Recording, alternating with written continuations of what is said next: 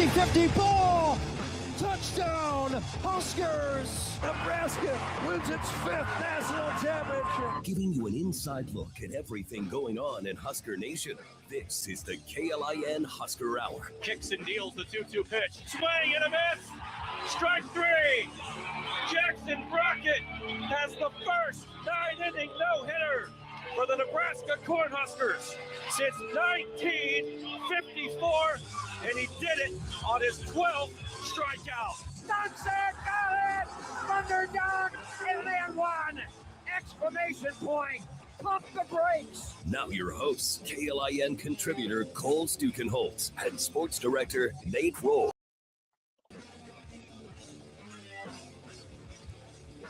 Good Saturday morning. Welcome to another edition of the KLIN Husker Hour. It is an incredibly busy morning. We've got football hirings. We've got basketball still winning at a clip nobody alive has ever seen. The women's team is undefeated as well and top 10 in several categories. It is a very, very busy time. But of course, at this moment, Nate Rohr, there's only one thing for us to do. Talk volleyball, I think. Absolutely. We got to talk some volleyball right now. And so in order to do that, we're going to go to our friend Lincoln Arneal, who is joining us very early on, right off the bat. He's got other obligations, but he's coming here first. Lincoln, Max, and it was, I don't even know where you start with that domination last night. It was incredible. Yeah, I mean, the biggest story tonight was how long Nebraska had to wait before they finally got on the court. And then once they got on the court, I'm like, this is going to be over quick. Yeah. What was the first time out was taken at what, 7-1? Yeah, and it got up to 10-1 after that too. So it was. I had this feeling last week watching Nebraska play Long Island, like, oh, this team is not in the same league. They're not ready for this onslaught that's about to happen. So you feel bad for Kansas, but Nebraska is just playing at a completely different level right now. Anything in particular stand out as to why Nebraska was able to have such an easy time with a Kansas team that had some credentials, that had some quality wins, and could seem like they could hold up a little better than, 13, 12, and 13? Or, not even, it was 12, 11, 12. 12, 11, 12, excuse me, yeah. Yeah, to me, Nebraska's block was really on fire tonight, and that just plays with, they have them scouted, they're playing with intensity and aggression, and Nebraska had, I think, 4 blocks before that by that first timeout. So it's just, Nebraska came out locked in. They could have let the waiting around kind of make their energy dip or lose their focus, but they were. This is a team that's been driven by one singular goal all season, and you could tell last night that they were locked in. So I mean, that block really set the tone too. And I mean, for as bad as whatever Bergen looked or was feeling, she did not show any ill signs because she had a solo block during that early run too, and you knew things were going to be fine when she was locked in and playing the best of her abilities given the conditions. Yeah, Lincoln Arneal joining us talking about Nebraska's dominant 3-set sweep of Kansas in the Sweet 16, and pretty soon we'll move on to the A&M matchup tomorrow. With the way that Nebraska played the second set, I mean, I think it was 9-7 at some point, and then they just I think 16 of the next 20 rallies went Nebraska's way, and the way that you have the way that Danny Busboom Kelly has this team rolling now. I think you pointed it out on social media. They didn't really even get the outsides going early on until maybe the second set, because they didn't have to. They have so many different offensive sets they can run that set their middles. The block was just, Kansas could hardly get the ball over the net at times. If you do have a situation where the middles are more shut down, are you obviously Rebecca Alec and Andy Jackson have been dominant in this tournament, but is there any hesitation that you have seeing the outsides that gives you, okay, maybe they aren't going to be able to turn it on when they need to, or are you still pretty confident no matter what Nebraska has to do offensively? I feel pretty confident too, because you've seen it at times. I mean, Nebraska is one of the teams that has so much balance that they can do whatever they want to do. And when Nebraska wants to do what they want to do, you see what we saw last night. But when they have to, like against that Purdue match where Purdue really pushed Nebraska, then it's like, let's break glass, and here comes Harper Murray, watch out. So I don't have any hesitation that Nebraska can change up its plan of attack based on what the opponent is doing. Because we've seen it throughout the year too. Harper Murray was big, and against Purdue, I'm just thinking Kentucky, she rose to the occasion too. And I think Taylor Lansbury has really also provided that as well. To me, the question mark is what's going to happen in opposite. And Virginia Adirano, I mean, she didn't get a lot of opportunities last night, but when they need her, they can go to her. So you hope you can get enough production on that position to really make up for. But again, if other teams are shutting down the middle, that means that the outside hitters are going to have a little bit bigger windows to attack from. So that makes a big difference too.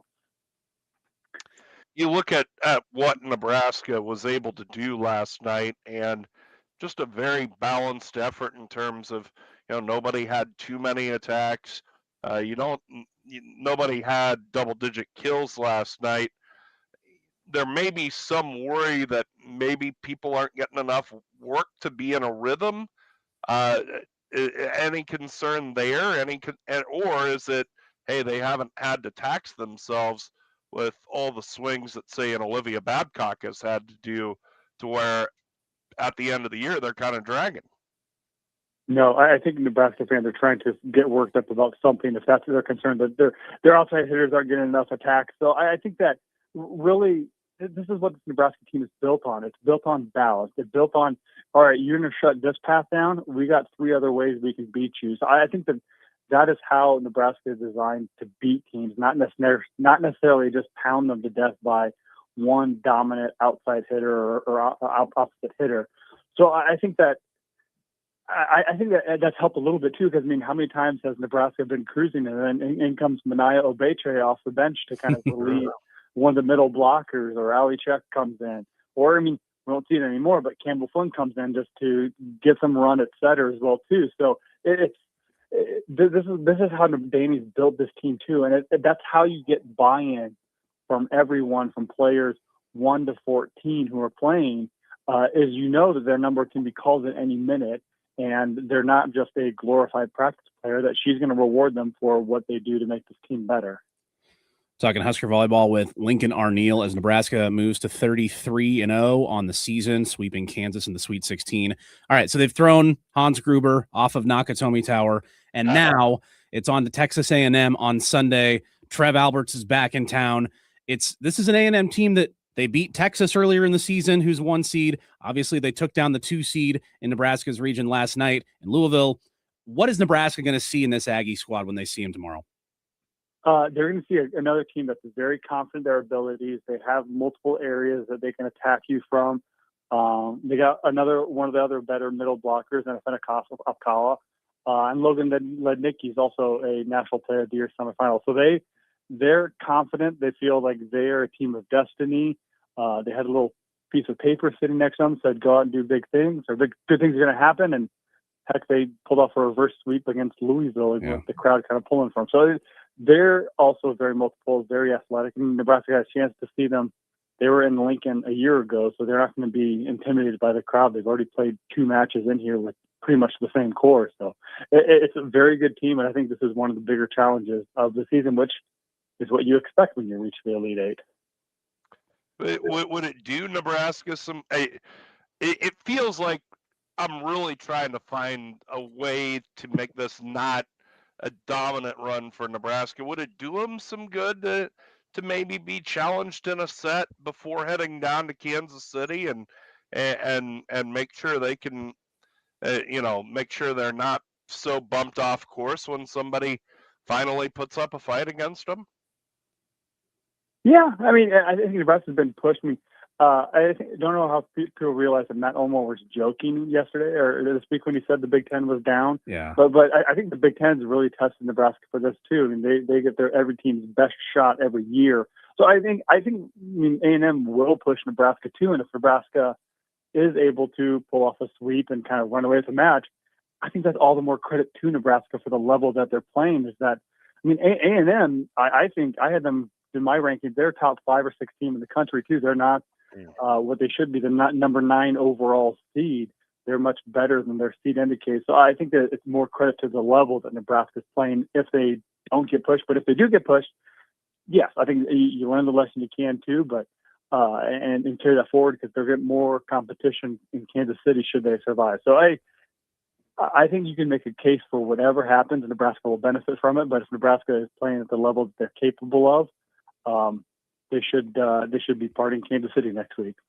Well, you can check all his stuff out at huskermax.com. You can listen to him on the Volleyball State podcast, which I understand you're heading over to do some of that now. And I know Jeff and you are planning to be down in Kansas City should Nebraska get by the Aggies and make it to the Final Four. So we'll be watching and listening to all your coverage as the Huskers go for it all. It's that time of year, so they're right on the doorstep coming into the Elite Eight tomorrow.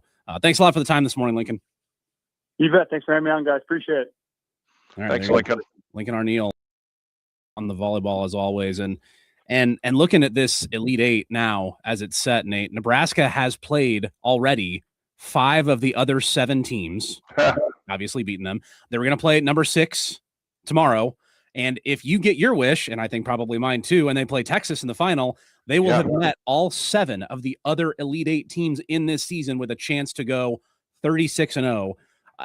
The way this is all shaping up, I mean, I don't know if it's more storybook to have Louisville have won yesterday and have Danny Busboom Kelly play our old team. Probably is, but there is like the whole Trev factor with A&M and A&M having taken down Texas earlier this season to knock them from the ranks of the unbeaten. Now they're going to be angling to do it again with another top team. This season has been magical from the start with the way they started off with against Pitt. They still beat Creighton. They sweep some pretty good teams, and then dang near sweep every set in the Big Ten. It is all coming down to this, and I don't know. Obviously, you don't want Bergen Riley to be under the weather in the round of 16 or round of 8, and you certainly don't want her backup to be out for the season with a broken pinky finger, as we now found out that Campbell Flynn is. So there's not as much of a safety net there. Macy Bosinger is now the backup setter, but outside of that, I don't know how much better you could be trending at this point of the season. They have it all going in their favor right now. Yeah, they're playing their best volleyball when it matters the most. And, this Kansas team isn't a juggernaut, but they're a good team. That was a good team that walked into John Kikarina last night, and they got their brains beat in like they were playing a bye game. I mean, it was utter domination. You could probably tell as we were talking with Lincoln. I mean, it feels like this volleyball team has answered every question, and you laid out the path that exists for them where, if Texas comes through on the other side of the bracket, they will have beaten every other top team en route to 36-0. And obviously we don't want to count that chicken before it hatches, but the fact that not only have if it all happens the way we hope it does, not only do they go 36-0 and win the national championship, but they beat everybody else and they swept most of them. I mean, the level of dominance that this volleyball team is putting out there is almost indescribable. I don't know that I've seen it in a big sport like this. The one parallel that jumps to your mind is Nebraska football in '95.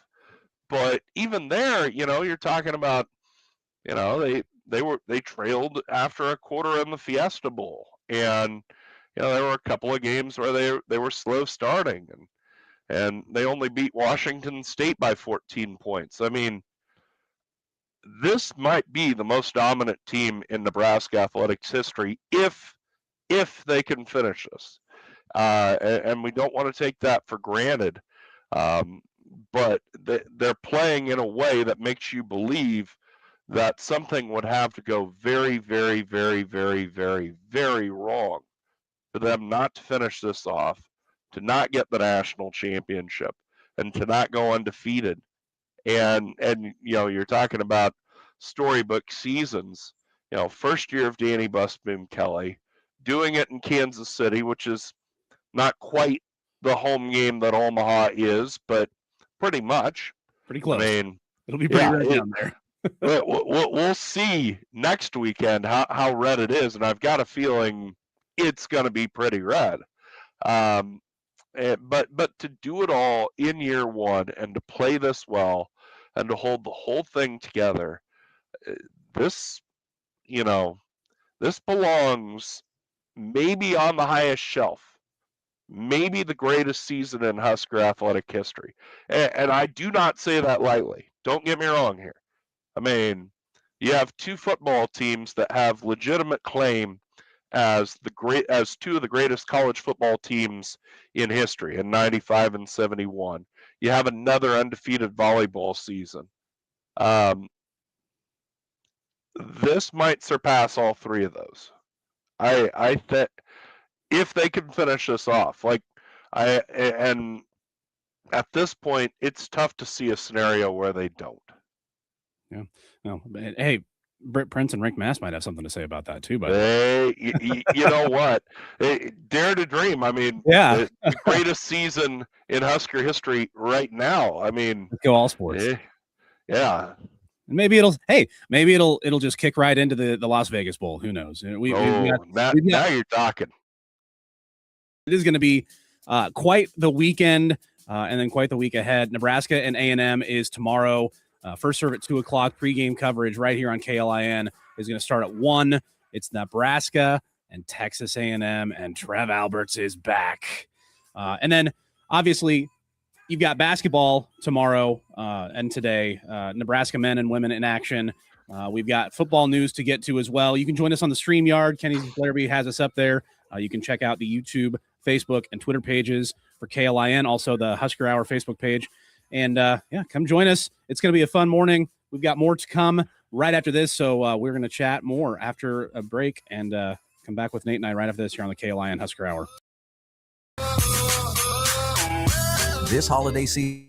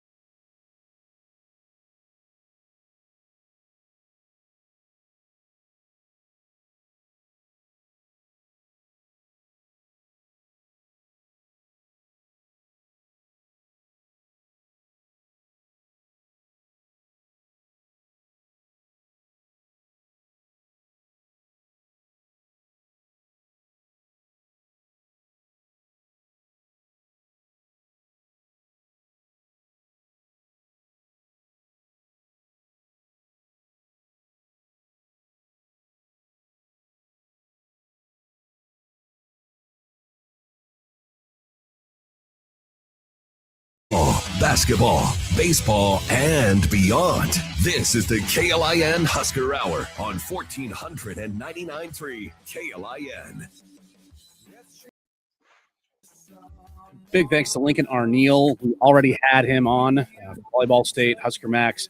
If you missed that first segment, make sure you check out the podcast page at KLIN.com. You can get subscribed and wherever you listen to podcasts, Spotify, Apple Music, YouTube Music. Give us a rating, review. And Nate, the only thing that volleyball match really was missing, in the fact that we saw just utter domination.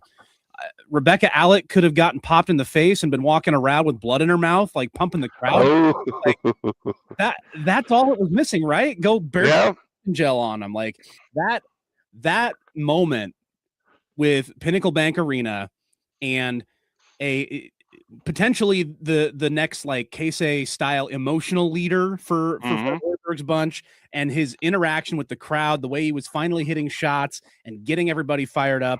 If he can continue that, and it was funny, he and Rink Mast post game, they were talking about, hey, we want to stay even, and Berkey's like, yeah, I was up to like a 15 and I got to be down like a 4. If he can find that happy medium of, being locked in, but also getting really emotional and fired up when it calls for it, that was really, really fun to watch, because not only was Nebraska whooping Wisconsin on the floor, they were getting everybody really engaged with this team, and it's already shaping up to be a special season the way they've come out of the gates undefeated. But if you can keep that going against some good teams and maybe even do it on the road like they have a chance to do today, out for Nebraska ball. Yeah, today's kind of a heat check for Nebraska men's basketball, because Illinois at home, 13th in the country, it's safe to say they're the favorite in this game.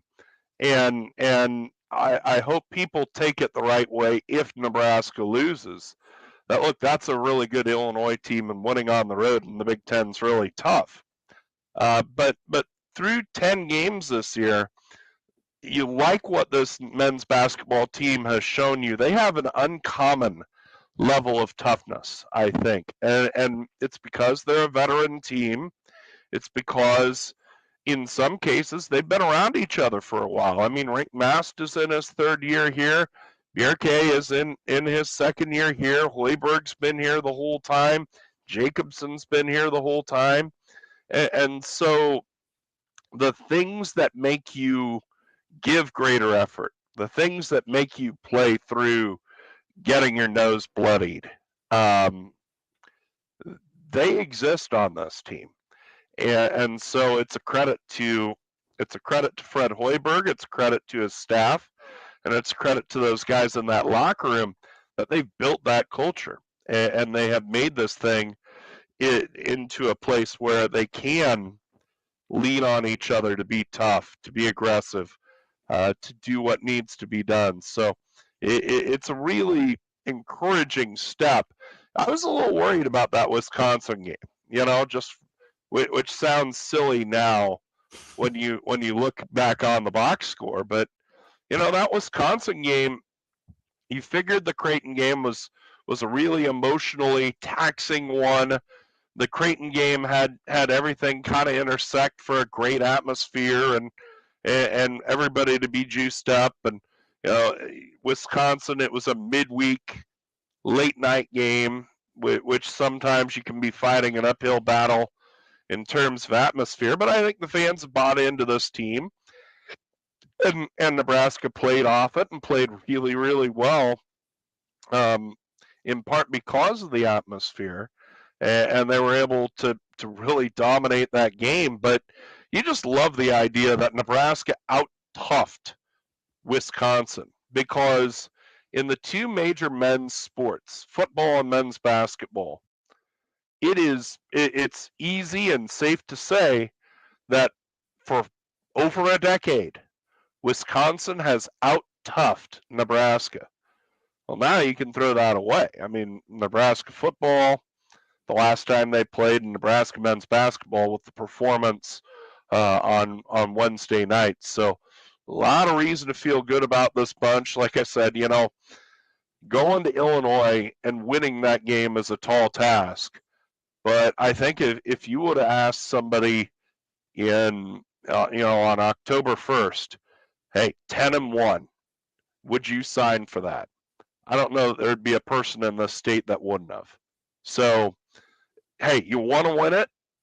You should have a chance to win it, but it almost feels like a house money game where you're like, we'll go out, we'll see where we are. Hopefully we can rack a Big Ten road win on our resume. But, even if we don't, a lot of good progress has been made by this program. Yeah. And hey, since the last time we were on this show together, Nebraska also whooped up on Creighton, Wisconsin in the same week. I mean, come on. The fact that, yeah, the fact that Creighton never really stood a chance. It was 15-2 early on. You had another great showing from just about every Husker across the board. And the things that Creighton wanted to do, they just weren't able to do it. You have those plot charts now that are pretty common in sports with a bunch of teams and players, and you see kind of where everybody is. Nebraska on rim denial defense, like the amount of shots teams get at the rim. Nebraska is like way up here compared to literally everybody in the country. They don't let teams get to the rim. And so, and Nate Lentzer's done this really well with Creighton. And I think it's actually translating now to other teams too, where Creighton does, they shoot threes. They want to shoot threes. They're good at shooting threes, but you get them into a place where all they can do is shoot threes and not necessarily the 3-point looks that they want too. And so that part of it has really been successful for Nebraska. They don't have a 7-footer. They don't have like unbelievable shot blockers, but they are rotating. They know what their plan is against every team. The defensive game plans have been great, and they just don't let you get to the rim. That's the thing that I'm most interested in watching with that Illinois matchup tonight, Nate, is how successful can Nebraska be in keeping the Illini out of the paint? Not just not making shots at the rim, but keep them out of the paint altogether, because then you really force them into, okay, are we going to take mid-range? Are we just going to jack threes up? Point of this being a heat check, and don't fret if Nebraska doesn't win this game. Look, you look at the next 4 Big Ten games. Obviously, you've got North Dakota, New Hampshire mixed in too, but after this one at Illinois, they'll go home for Michigan State on the 2nd of January, and then they're at Ohio State and they're at Indiana. That's the next 4 Big Ten games. And just for context, Michigan State 12th in Ken Pom, Indiana 21st, Ohio State 36th, Nebraska is 27th. So these are teams all in or above Nebraska's neighborhood right now. And it's if you look at where kind of the analytics show you, that it has Nebraska coming out 1-4 to start the Big Ten. Now, I don't necessarily think that'll happen. I think they get one of those, maybe 2. But to your point, this is a game where you can certainly use it as a measuring stick, see how you're going to perform against one of the top teams in the country, and you'll have another chance right after New Year's as well against the Spartans. But I don't mind where this team is at. They've got great leadership from Rink Mast and Sam Hoiberg, and they're getting contributions up and down the lineup. Braden Frager off the bench has been great energy, and they're in a really good spot. I'm really fascinated to see how they do in this first true road test of the season. Yeah, and like you said, it's the first time where you feel like they're at a pretty big, not a big, but clearly Illinois is better than them. And so if they're able to handle it, look out. And if they're able to compete well, that's still a really good sign. And, you mentioned that in this stretch of games, they're expected to go 1-4. Well, you got your 1. So let's see what you can do to exceed that, to really solidify where you are in the Big Ten, and put yourself in a position in February where all you have to do is hold serve, win the games you're supposed to, and you're going into March and you're getting yourself a little better seed, so that the 800-pound gorilla that has ridden on the back of this program is ejected in March. Like, that's where this program needs to get. This looks like the team to do it. So let's get it done. Yeah, and Rink Mast, Sam Hoiberg, they've said they talk about it. Like, this is not something they're shying away from. They want to be the team that finally gets it done, and they've certainly got every chance to do so as the season goes on. Nebraska is a 10.5-point underdog at Illinois. So if that doesn't give you motivated as a team, I mean, they're going to come out firing and see what they can do. Huskers are in action tonight. Tonight. This afternoon. It's not up on the board behind me, so I'll have to get that figured out. Yeah, so Nebraska and Illinois. Nebraska women back in action. How good have they been offensively this season? We'll talk about that right after this here on the KLIN Husker Hour. Holiday season.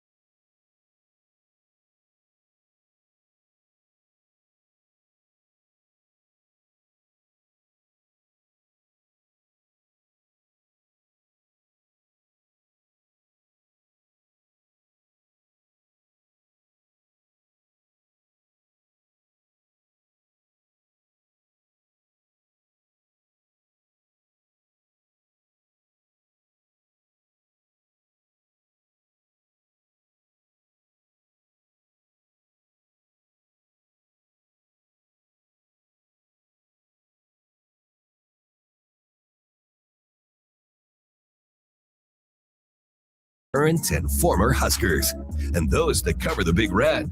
This is the KLIN Husker Hour on Lincoln's Husker Radio, 1499.3 KLIN. So Nebraska ball is in action tonight. It's tonight, this afternoon, 3 o'clock tip, 2 o'clock pregame. You can hear that right here on KLIN. That's a Peacock game, Nate. So yeah, true artists are on radio. That's right. Check in with Kent and Jeff. Kent has been on one this season, and it's really awesome. If you're on social media for the Huskers Radio Network, they're putting the camera right there courtside and putting it on KP and getting the in-game reaction to his calls, which is fantastic. So I hope they keep that up all season. The women's team, they're going to keep this up all season as well. They are dominating offensively. The way that they've been playing offensively, and it was really evident in that Virginia win. Virginia came in, I don't know if they were the top defense in the nation, but they were one of the top defenses in the nation, and Nebraska dang near put 100 on them. And Nebraska, in terms of where they're at nationally, it's pretty impressive. Just 90.3, great radio station here in Lincoln, by the way. Yes. Ninth nationally, 53% from the field. That's third nationally. And then in assists per game, assist to turnover ratio, fourth and sixth nationally. They averaged almost 22 assists per game. That's insane. This offense is humming. And Britt Prince is the engine that drives it. She's grown in this period between her freshman and sophomore years. She's really taken it upon herself to be the leader of this team. And man, it's been really fun to watch because you're getting contributions from everybody. You had the Penn State game where it was last 5 minutes, it was kind of close. And then Nebraska scored like 30 points in 5 minutes or something like that. Amaya Hargrove hitting threes from every corner. And you had a chance to call one of their games earlier this week. So you saw this up close and in person. It's a really, really talented offensive bunch. Yeah. You kind of like the men from the standpoint that they've got a lot of ways they can beat you. They've got a lot of players and a range of players that you can rely on. I mean, Britt Prince can do everything. Let's start with that. And she has taken the big step forward. I mean, she was a perfectly good freshman point guard last year. But I think with Alexis Markowski, her thinking was distribute first and then I'll get my shots here and there.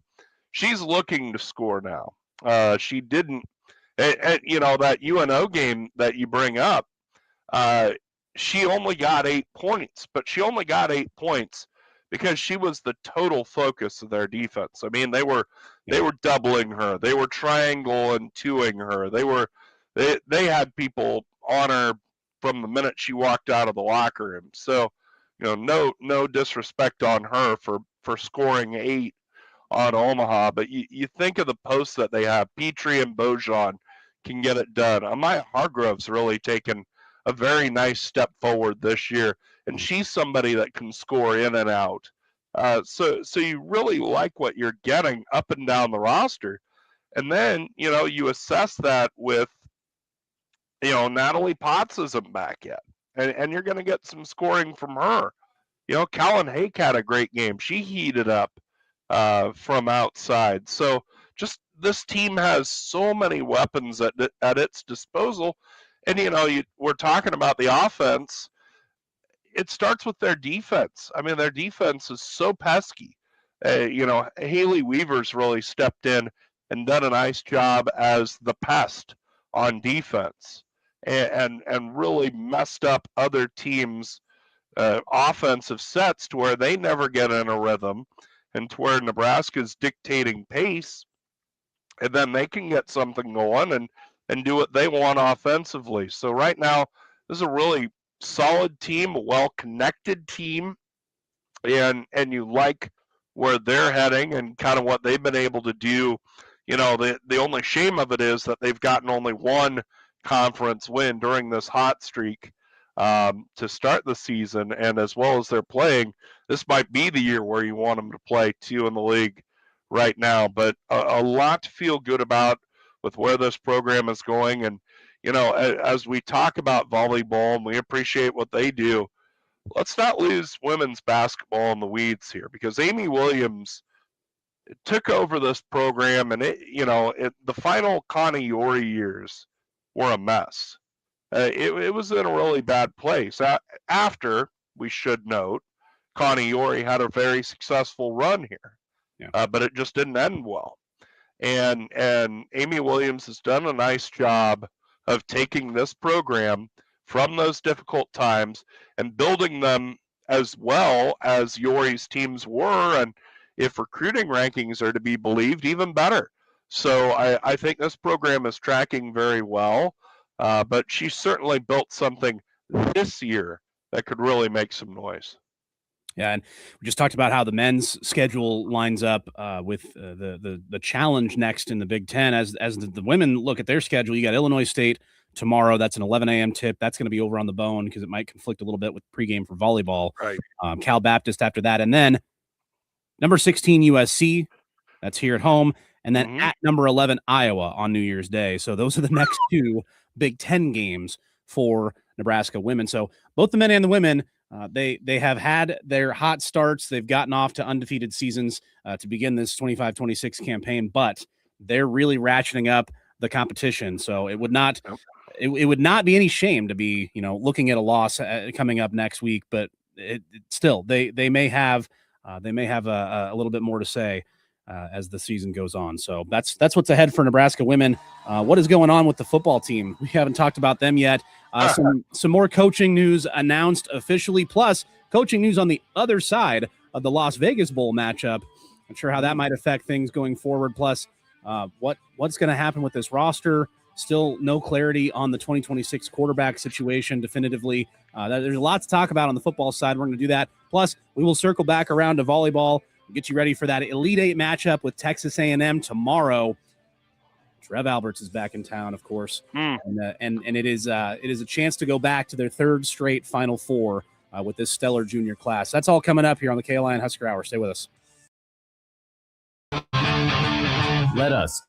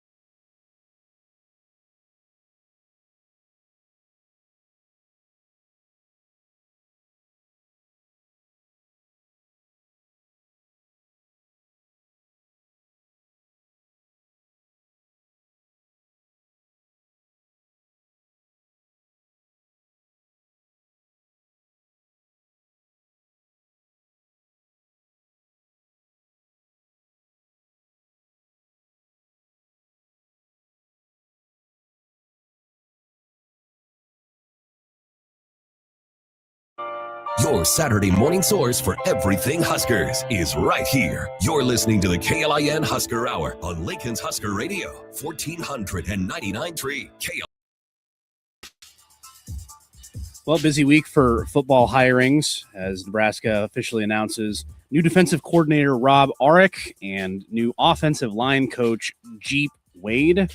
What an offensive line coach name. I mean, come on. Oh, baby. Straight out of Central Casting. And obviously they're the guys from their former teams hit the portal. That's always kind of a speculation now with what comes next and what these coaches can potentially bring with them. There's still some rumors out there as to what you might see from the defensive line as far as those coaches go, because Nebraska parted ways with Terry Braden after one season as well. And then the way that you're kind of stacking things up, you have the bowl game with Phil Snow filling in as the DC. Aurick is going to be present for some of these workouts and kind of get acclimated with the players, but won't necessarily be part of the game plan, but then he'll dive right in for winter and spring and so forth. The staff is coming together. I don't know that we'll see any more changes. I wouldn't necessarily mind one or two, but I think defensively you're set once you find whoever you're putting on the defensive line. And then offensively, you're maybe only making that change at offensive line coach. You've got, I think, pretty good skill at wide receiver returning, assuming everybody returns, which is quite the assumption to make these days. But then you have some other places where you could maybe look at doing something different. But I think by and large, this is what you're going to have in 2026, pending that defensive line front. Aurick coming from San Diego State, obviously a lower down level, but hey, that works at times. So I'm very much at this point, Nate, a wait and see guy. I mean, we've seen things kind of rise and fall as the last two seasons have gone. Good starts, tough finishes, but eventually you're going to need to take a next step on the record. And next year's schedule is going to be tough to do so. They're really going to need to hit this portal out of the park. They did pretty well last year. I think Matt Rule's batted a pretty good percentage in the transfer portal. So the staff now coming together, I think, as far as, you got bowl prep on one side and the staff is readying some offers for the transfer portal. In fact, probably have already made some offers to guys who have declared their intentions. Yeah, you look at what the staff has to do right now, and you've got to raise your level on the lines. I would imagine that's the very first order of business for Matt Rule, is to figure out who you're going to be on the offensive and defensive lines. And the Rob Aurick hiring is interesting because there are a lot of people saying that Nebraska will move to a four-man line moving forward as its base defense. Nebraska played some forefront under Tony White and then under John Butler, but they were a 3-3-5 team at their base.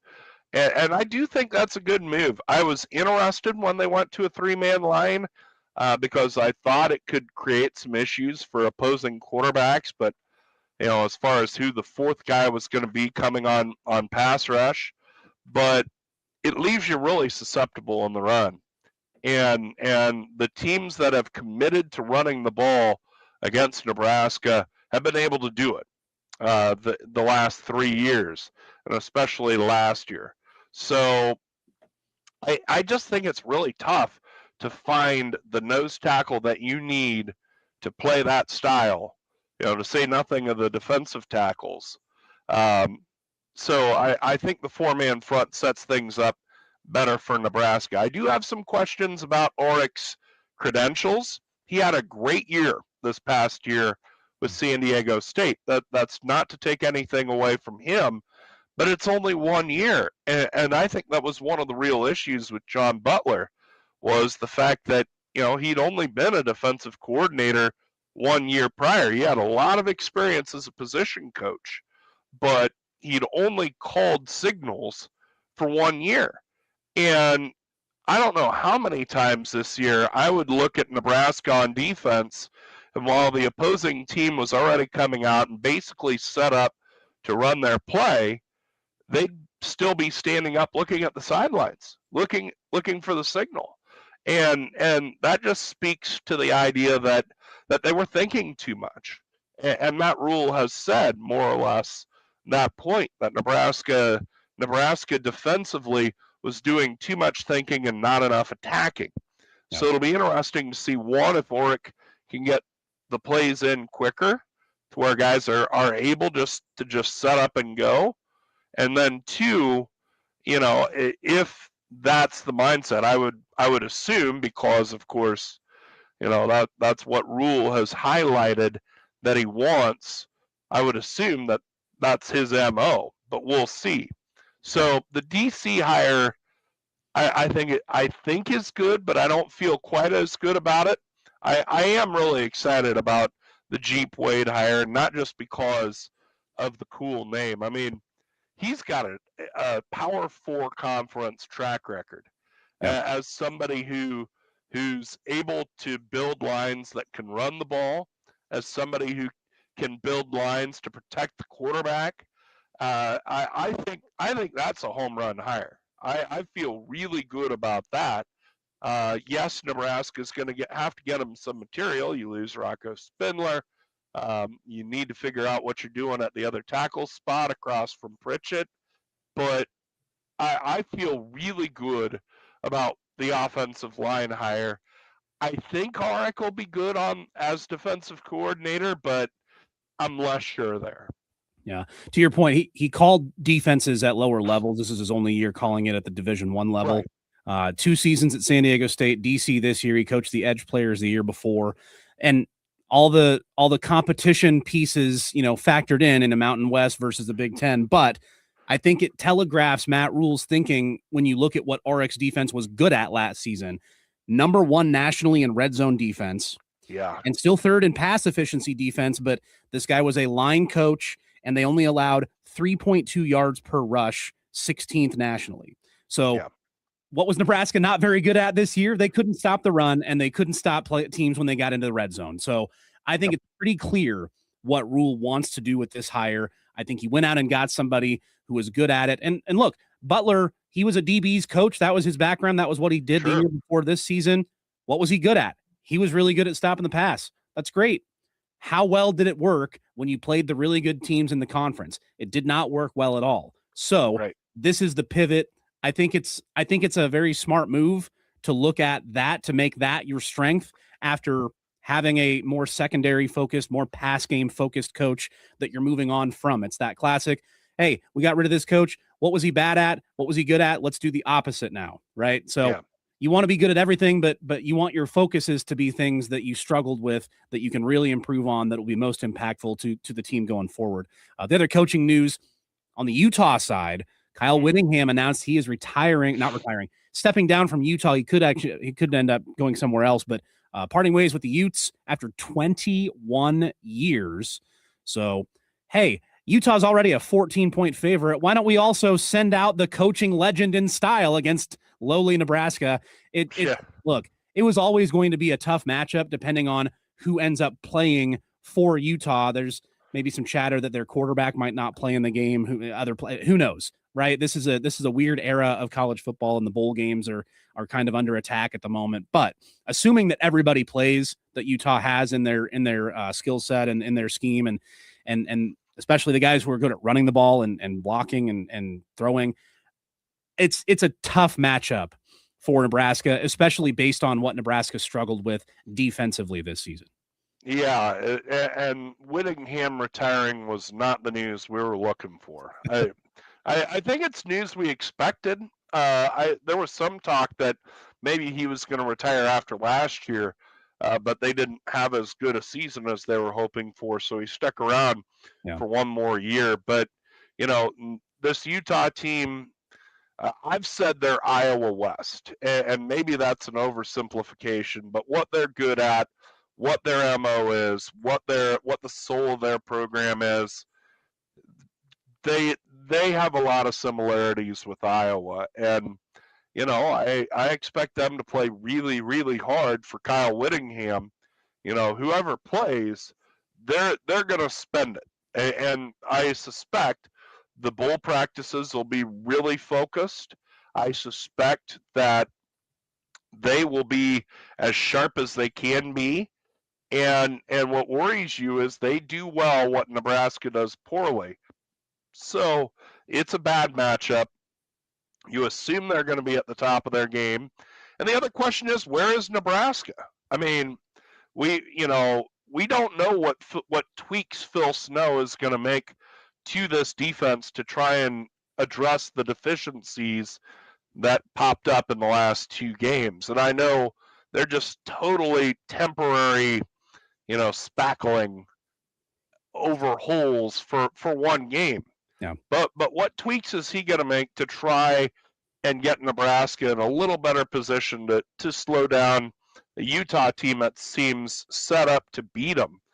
And does that lead to any confusion? I mean, is Nebraska able to just say, okay, this guy's coaching us and we're locked in and we're going to go?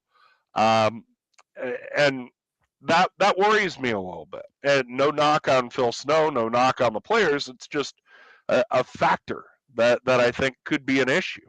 So yeah, this thing doesn't set up very well for Nebraska.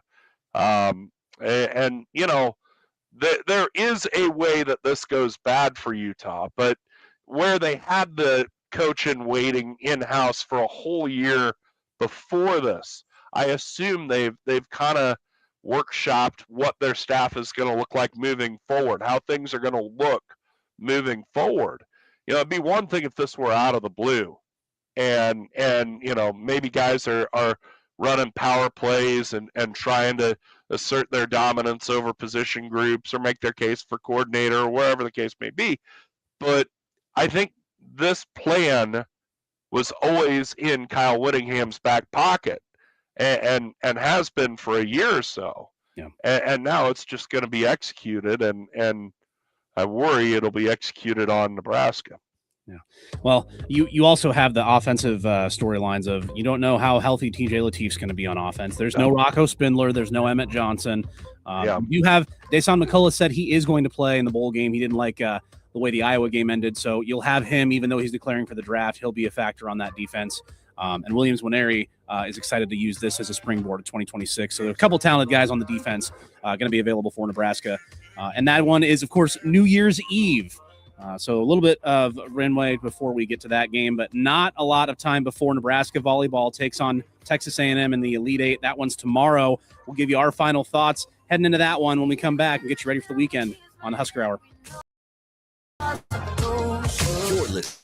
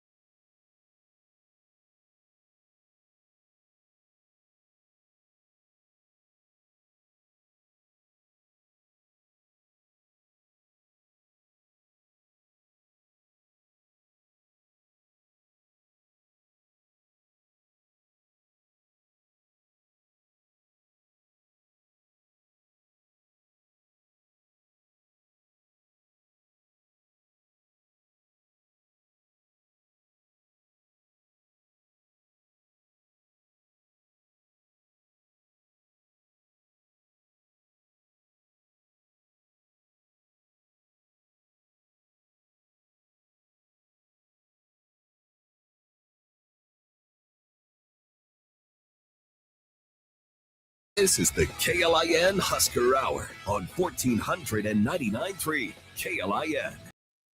Nate, it's a big weekend. Nebraska men are in action today at 3 o'clock at Illinois. Pregame right here on KLIN at 2. That one's on Peacock, so turn off the stream if you even have it, and then turn up your radio. Listen to Kent and Jeff. And then the women are in action tomorrow. They're taking on Illinois State. That one's going to be over on 105.3 The Bone.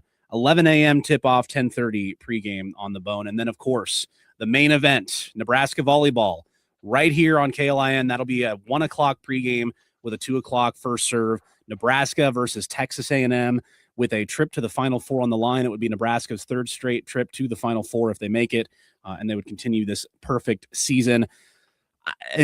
Look, this is maybe the matchup that not as many people wanted. I think some people wanted to see Louisville with that BBK reunion, but boy, it would be good to be able to take down another team that's in this Elite Eight. As I mentioned, 5 of the 7 Nebraska's already beaten this season. This would be number 6, and they could see 7 in Texas in the final.